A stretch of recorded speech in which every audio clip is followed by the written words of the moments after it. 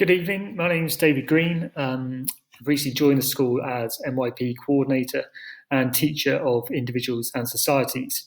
And I received the email with some queries about the MYP grading system.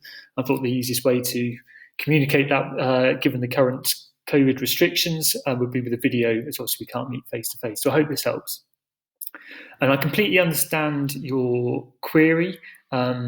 It's a source of confusion for parents and students alike, in that there seems to be a discrepancy in grades because there's some figures which are out of 8 and some figures which are out of 7. So I'm going to try to explain that.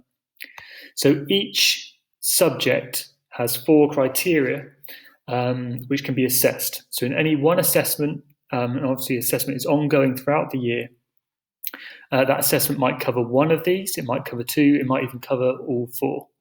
So in Spanish, which was your particular query,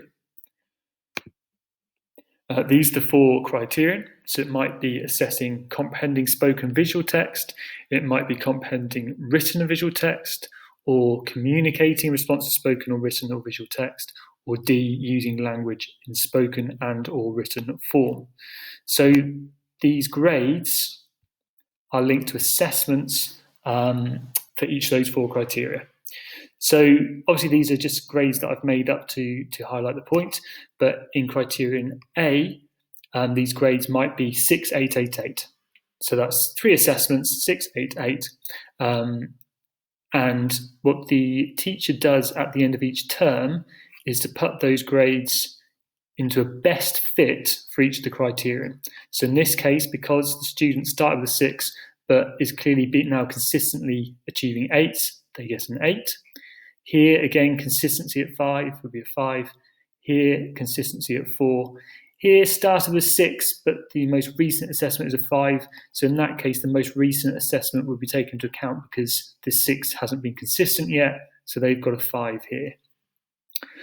What then happens is these numbers are totaled, in this case, the number being 22, and that is then converted into a scale of 7.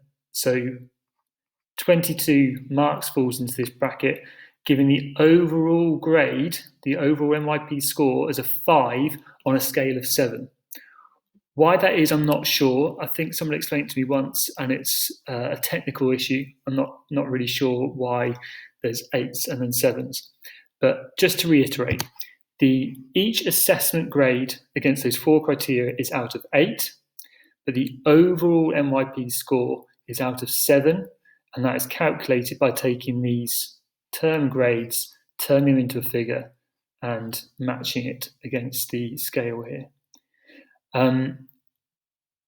Further information, you can see all the grades live on ManageBack, and I understand from your email that you've got access to that and can see that. In terms of your query about the reports, they're going to be issued on February the 5th. So on February the 5th, you'll receive full reports, which will have these overall grades for each subject, and I hope that will become clear.